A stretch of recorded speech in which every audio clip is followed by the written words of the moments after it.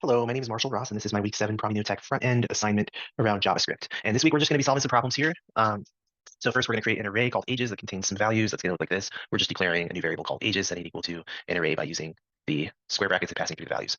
We want to then programmatically subtract the value from the last value of the element. To do that, we're just going to create a new function. I used a constant here. I used an arrow function to simplify the code, and that's going to take the array.length minus 1 of the array, which will give us the final value. And from that value, we're going to subtract array 0, which is going to be the first value in the array. And then lastly, we just need to call this function. So we're going to declare a new variable, which is equal to the result. And when we run that to the console, 93 minus 3 is 90, as we will see here in the console. And now B, we want to add another age. To do that, we're going to ages dot, so dot push to push a new value, run the same thing again. So I just am calling the same, so I guess invoking calling the same functions and variables again and printing them to the console. This time, if we took 70 minus 3, we get 67, and we do, and that's in the console. Lastly, we want to make a loop to iterate through the array and calculate the average age. The way I did this one, and I feel like this is most of the coding I wrote this week, is that we took a function, set it equal to the argument of an array, and in that function, we're going to declare a new variable, so total age, we're going to set that equal to 0. And it's going to function the same way as like sum would. And next, we're going to make a for loop, which will iterate through the array. And to do that, we are declaring a new variable of I for index, we're setting it equal to 0 so that it can scale to the array. And then as long as I is less than the length of the array, we add to I, which will cycle through the array. And then total age will equal the concatenated total of the elements in the array. And then we're just going to return the total age divided by the amount of, so array length, so the amount of elements in the array. And that would give us our average age. And then we just need to invoke it and print it to the console. And here I did use math.round because we wouldn't say that we're 33.33 years old. I wanted to round it to the next whole number, which this will do. And that's just going to tell us 33, which we'll see here in the console. Okay, next we're going to take an array with called names that contains the following values. So same thing as before. We're just doing this to call the array using square brackets and passing in the values. 2a, we're going to make a loop to iterate through the array to calculate the average number of letters per name. To do that, we're declaring a new variable called name length. We're using our for loop that iterates through the array, same as before. And the name length is equal to the concatenated total of names dot length. So for the length of this, for each item in this concatenated together, that will equal name length. So that's just getting the sum. Now we need to get the average.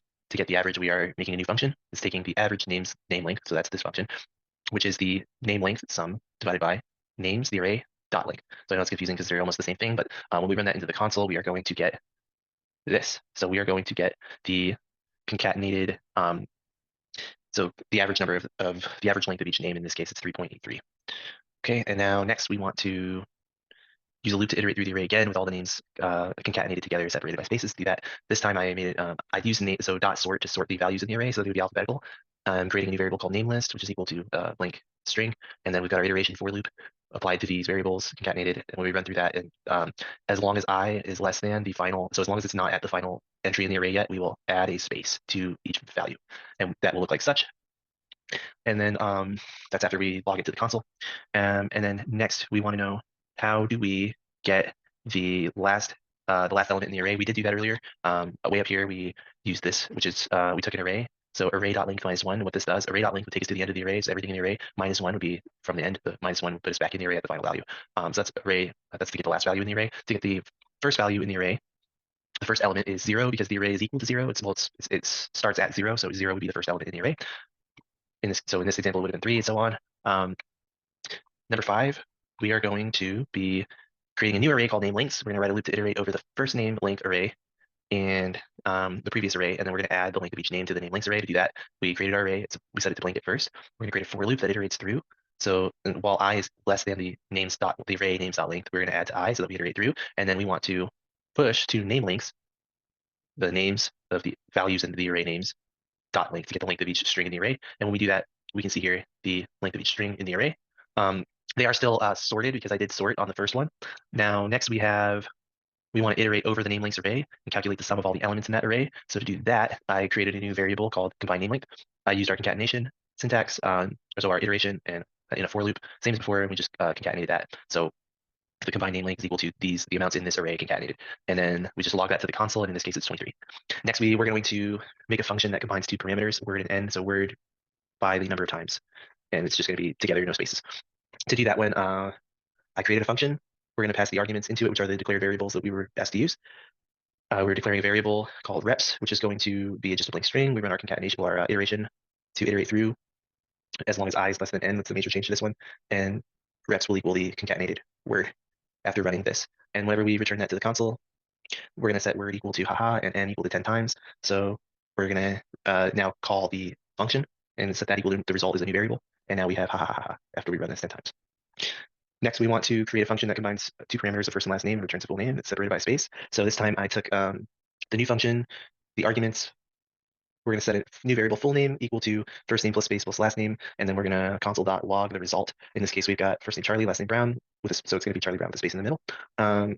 Moving on, we've got number 9. We're going to write a function that takes an array of numbers and returns the sum of all the numbers if it's greater than 100. For number 9, our function is going to be called over 100. It's going to take an array as an argument, creating a new variable called sum equal to 0 because we want to add everything in here to get the average. We're going to run our iteration for loop to cycle through the array, and we want our sum to equal the concatenated total of the elements in the array, and then log if that is greater than 100 or false. And when we test that, let's say 99 plus 1, when we run it through, we get 99, that's false. It's not greater than 100. Let's run it again. 98 plus 3 would be 101. When we run that through, we get true because 101 is greater than 100. Number 10, we're going to take a function. We're going to make a function that will take an array of numbers and return the average of all the elements in this case. So we're going to make our function, calculate average, it'll take an array. Sum again is equal to 0, our iteration loop just like before. Sum is equal to the array and all of it. So all of its elements, iterations concatenated together is the sum. And then the average will equal the sum divided by the amount of elements in the array by using array.length when we run that and return it. That's the function. We're going to now invoke it. So we're going to let average numbers equal this array. It's a string of factors of 23. When we run that into the console.log, we're going to calculate the average of this array. When we do that, we add them all together and then divide by 7, we get 92. Next, we want to make a function that will take two arrays and determine if the first is greater than the last. So if average 1 is greater than average 2, and to do that, we're making another new function that just determines, it takes these two arrays and determines if the first is greater than the last. To do that, we need to calculate the average of each array. And to do that, we luckily already have the code to do it. We just need to invoke it again. And so average 1 and average 2 into the same string. We'll get the average of each one, and then we can determine if it's greater. And then to test it, we did this. So for the first one, I took some numbers. I made the second array the same, but -1 to each number, and the first will be greater because each number is greater. And when we run that into the console.log, we get true. For 2, we took the a string of numbers that will average 1 and a string of numbers that will average 2. When we run that, it's false because this 2 average will be greater than 1. And next, we're going to be on number 12. So to create a function called will buy drink, we need to know if it's hot outside and if there's money in our pocket. And if both are true, we'll buy a drink. So to do that, first I've created a function to determine if it's too hot, which is going to take the temperature. We need to know what's considered hot, so we created a heat parameter set equal to 80. If the temperature is greater than this heat parameter, then it is hot. And if not, it is false, it's not hot. And now, to know if we'll buy a drink, a new function will buy drink. The variables is hot outside and money in pocket. If is hot outside and money in pocket is greater than 1050, return true. If else, return false. And to test it, let's take a current temperature. We're going to run that in to this. So the is hot outside function, so too hot. So is hot outside is equal to too hot, and current temp applied to too hot. And we do that 94. Is 94 greater than 80? Yes, so it's true, it's hot. And then so here is hot, yes. Money in pocket is greater than 1050. Well, money in pocket is 11, so yes, true. So it's true, we will buy a drink. And now let's say it's 60 degrees and we have $200 when we run that in. So 60 greater than 80, no. So that's going to return false. So now this whole thing's going to return false. Even though we have $200 in our pocket, the first condition is not met, so we will not buy a drink. And now for my own function that solves my own problem, we need to know if we'll buy gas. And to do that, we need to know fuel miles and cash are going to be passed into the function. So if our fuel miles are less than 25 and our cash is greater than 50, then it's true, we'll buy gas, and if else, we'll return false. So to test it, we're going to set our fuel miles equal to 60 and our cash equal to 100. Fuel miles, so is 60 less than 25? No, we will not buy gas. Test 2, 5 and 52. Should we buy gas here if 5 is less than 25? Yes. And if 52 is greater than 50? Yes. So in the second scenario, yes, we will buy gas. And that is it. That is my week 7 assignment. Thank you so much.